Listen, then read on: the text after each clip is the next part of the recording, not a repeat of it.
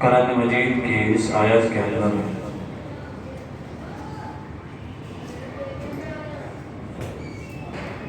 जो अहम सबक दिया है वो ये है, जहाँ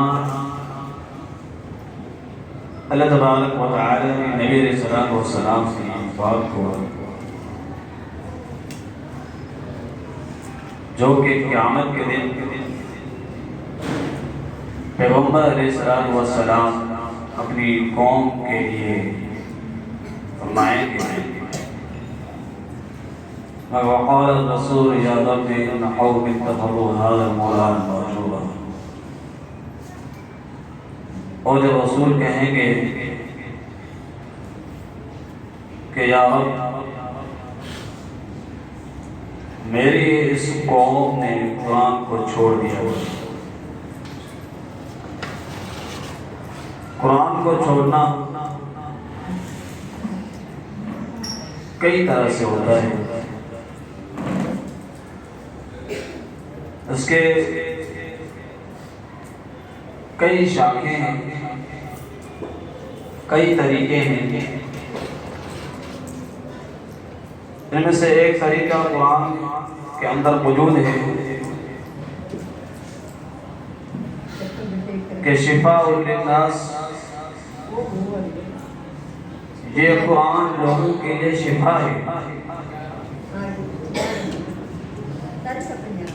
और आज लोग इस कुरान को छोड़कर अपनी बीमारियों की शिफा के लिए जादूगर और काहिनों की तरफ जाते हैं, जबकि ये जो कुरान है,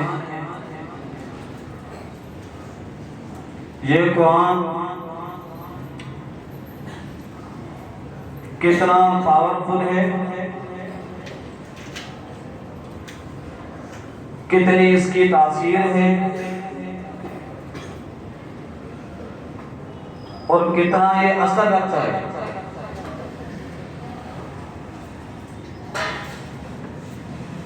आइए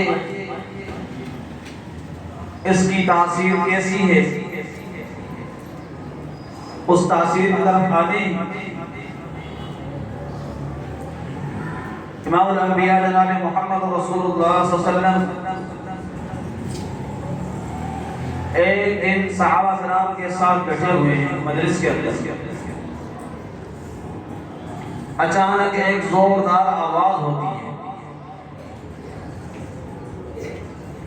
आप अलैहिस्सलाम ने अपने प्यारे सहाबा से सवाल किया कि ये जो आवाज आई है, मालूम है कि ये किस चीज की आवाज है? सहाबा किराम रिज़वानुल्लाहि अलैहिम अजमईन ने फरमाया कि अल्लाह व रसूलुहु आलम, अल्लाह और उसका रसूल ही बेहतर जानते हैं। इमामुल अंबिया जनाब मोहम्मद रसूलुल्लाह